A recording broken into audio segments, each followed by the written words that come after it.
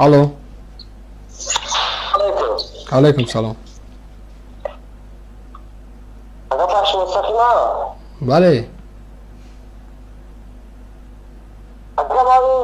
یا سوال داشتم ما میره مقصد کمتر سرطان مرافیستیم مقصد میره میخوام مقصد هم خودم و هم مردمی که مقصد ارتشون مقصد جمعیستیم میره مقصد جواب گرفتم میخواهم. خب بفرما.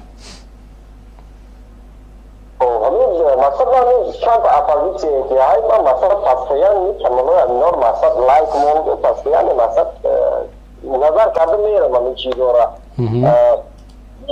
تحقیق اجتماع ها مقصد برای انداختن مقصد ملت یا که برای اینکه مردم بیدار شده خود دفاع کنند مثلا که جنگ یا برای مقصد بیاد مثلا پیش حکومت بیاد که مثلا مقابل دین در آورده ما مثلا همین چیز ناراضییم مثلا این یا که مثلا جنگ کنیه. نظر شما چی است؟ نظر شما هم یک شهروند در چون تماشا میکنین میموزین با چه خلاصه آمدین؟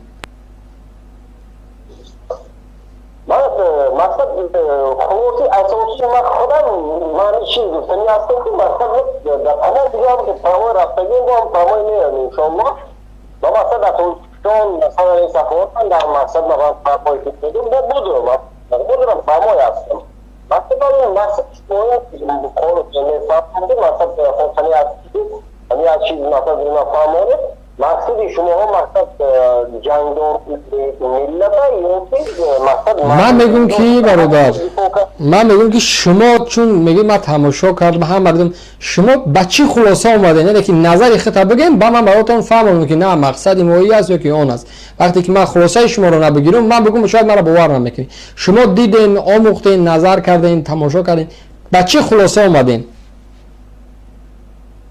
حتی ما باید خلاصه آمدم اگر مقصد همون سخنات برای خیلی رحمان امینو هستن و سخناتی که درباره جهاد دین اسلام میرد اگر همینا را نگیریم برای آرامش ملت است یک وقتی که اینا از جای نادرست مقصد استفاده میبرد دیگه مقصد نه همین چیز هست مقصد نتونید فراسته برای همین مقصد اخو تو سوال کردم چی یعنی جای نادرست یعنی چگونه جای نادرست یعنی میتونی روشنی اندازین بله روشنی انداختم و میتونم بفرمایید مقصد یک چیز بگم مثلا جهاد عدیل نهایی او را مقصد میتونید که یک برنامه عدیل خلاقیده برای مقصد شاید برای اسلام شاید و عملها را گفتارم رفتارم همش که اسلام باشد خوب مقصد اگر من کردم این مقصد کیسه تو مردم جنگ کردن حق داره از اسلام چقدر معلومات داره یعنی که کدام از اسلام چقدر معلومات دارین کدام یک دانشگاه اسلامی خوندین در کجا تحصیل علم کردین اتا من یک چیز تو میگم من غیر از تو قرآن الحمدلله نیمشتمون کردم ترجمه غیر از حدیث های صحیح مسلم و امام بخاری و تو قرآن کریم دیگر من مثلا نه فتوای علمای تاجیکستان رو گوش میکنم من منظورم این است که شما فتوایی که گوش کنید من میگم که وقتی که سخن درباره خب جهاد و درباره قانون‌های اسلامی میره من میگم که شما کجا را تحصیل کردین کدام دانشگاه با نفوذ اسلامی خواندین و یا که چقدر تجربه یا چقدر فهمیش از دین دارین که بحث سر جهاد دینی میره با خاطر من میخوام بفهمم فکرانی شما را و فهمیش شما را درباره دین بفهمم فهمیش ما حتی این مقدار که ما شب و روز علمای حقیقی افغانستان رو گوش میکنم انا او گوش کردن او دلیل شدن نمیتونه تو زمانی که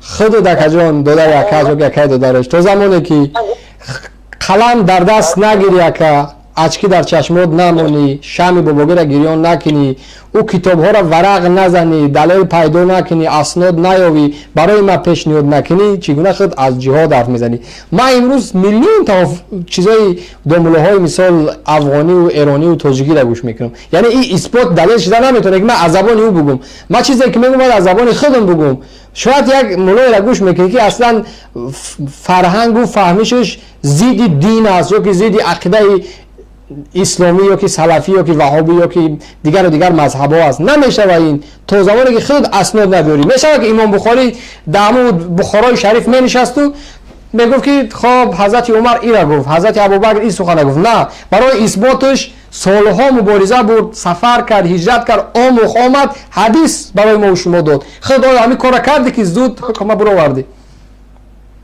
اگر کتاب خواندگی بود، من این کتاب خواندگی میگم صحیح بخاری حدیثی تو کردم. صحیح بخاری کتاب لباس حدیث 1998. چی میگه؟ پیامبر صلی الله علیه و سلم که مقصد ریش خود رو پروری میده، برودها رو بچینه.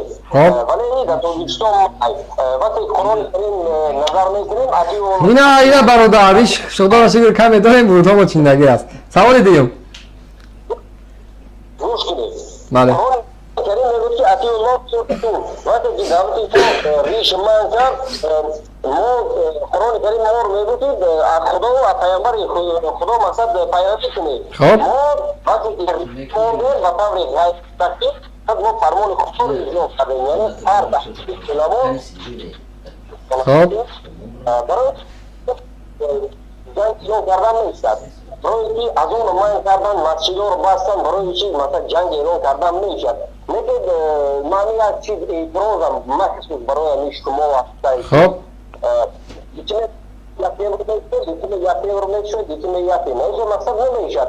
همه که تیمی که مقصد شویتی مقصد در بوری چی میرد همین مقصد اختلاف نه همین یک خیلی مقصد گفتی، من منظور تا نفهمیدم. در برای جهاد گپ زدی اما اومدی ریشو برود گفتی و چون چیم چیزا گفتی، یعنی که اون سخنت برای سخنت اسناد شده نتونسته سر برادری عزیز. نه گفتی جهاد، خب ریشو برود تو مویلم و دیگر گیجاد چی ربط داره با جهاد؟ خب ها وقتی که جهاد چیز؟ ریش من کرد، از اون من کرد، سطر من چی کو کردی؟ اینا من کرد. آیا برو اومدی اعتراض کردی خدمت یک مسلمانی واقعی و در گیجا اعتراض کردی بگو من پیداش کنم. بیا صفحه یوتیوب رفتیم. من اعتراض کردم، فتاها گرم میکنم، گیجاده اعتراض کردی. یکم ادرس داری؟ کانال افق تیوی اگر نه نظر کنی، اگر ندیر به حالدی میرزه شکیات همی رفتگی مقصد از سفارت ما همی بودم تو آخر مقصد ما که رفتگی هست. چی کار کرده رفتین؟ ما جای رستی ندارم، ما همون سفارت هم رفتم گفتگی این که مقصد اینمی چیزی که مقصد مرا بریش نمیمونن گشتم، من همین چیزا اعتراض دارم. والله این قسم من مقصد همین گپ گفتگی در گیجا گفتین اگم اسناد بیارین که و من میگم که من دیروز سفارت آلمان رفتم. خب سفارت تاجیکستان در آلمان رفتم، خطیج گفتم که من ریش دارم میخوام صورت بگیرم. گفتم باورم میکنیم نه بیا اسناد بیار برای من که من نشون بده بگم خیلی بچه بیا خاک سوال رو اصلا جواب نمیدی. خلاصه گپ چی است؟ همین آخری گپ چی کار کنین؟ آخری گپ ما علمیه که مقصد هر چیزی که مقصد تیمی که میکشوید به همون تیمی خدا داره بید. ما به همون تیمی خمون رفتیم، من دخل نکردم، من کار ندارم. ریش میمونی، برود میمونی، برو که دریدگی میپوشی، موی سبت بلال میکنی، برو بخیر بچه‌ست. خوب اکا بله ابر در اسلام گم او اسلام من مسلمان، من فهم در اسلام گپ میزنم، میفهم در دنیا گپ میزنم. یا اون که از منم محروم کرده از چیز حق قانونی ما هست، چون من مسلمانم حق انفرادی ما هست. میخوام گپ میزنم، نمیخوام حرف نمیزنم. تانه کردن در دین اسلام نیست تو چی نیست؟ تانه زدن بشان یک انسان در دین اسلام نیست. کی را تانه کردم؟ میبروه گبر در اسلام گم میزنی، گبر در اولی رحمان گم میزنی. اونا گوین دریش صدقه برادری عزیز همین شف نکده شف دولا بگو که برادر همون رحمان فجخه نسیده من ریش دارو میگردم بگو تمام دنومت صدقه. اکا من طرفداری حکومت دارو نیستم، من حکومت وقتی کردارم نیستم. طرفدار نیم پیرواشی، یعنی کم کمک پیروکاش.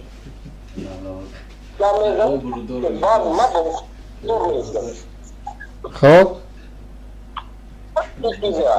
نفهمیدم. تأخیر بایدی رحمان میگوید مقصد همین اگر یا برنامه موضوع زنده نزنی توفیر برای توفیر مردم میتونه فهمیش فایده در دست ما است چون منبر امروز دست ما است. من میخوام از دین گپ میزنم میخوام از دنیا گپ میزنم چون هیچ کس مرا محروم کردن نمیتونه. اگر که یک منبر یافتی خودت اگر یک منبر ساختی بگو همین دین گپ زدن که توپ بگره من نه زیدیتت میکنم نه کارو دارم نه میگم که ریش بمون نه میگم برود بمون بخوای بمون نخوای نمون میخوای لباس پوش میخوای نپوش هیچ کارو ندارم برای که حقیقته اما در حق من خیانت نکن او حق شهروندی من است. روزی هستم زیرا در زیر ترمه هستم در بیرونم در چیزم همیش خونه حق گفتم در کجا گفتی آخه در کجا که مقصد نیست که او گروه چین کدوم دولت رو مسئله و خبرو انا حتی ایجا دمور دیگه دارم مسئله های چه شیر نرم مردم فوجی دوران دوده سای خان شب بزنم رنگی تو نمیگه که بودی شو برود ما یردم کردی زای رنگ هم نمیتونی شده نه شما رو نمیتونی مسئله نه ما نمیتونیم شده ما نمیتونیم تو نمیتونی الحمدلله عدد شما آمادگی کردم خواهد بکنم شما کنی شما در کجا کردی چند کس در پتن گرفتی من برای اولی خودم من برای اولی خودم کده استم آخی من برای تو بکنم سلام بر بجی تشکری زیاد برادر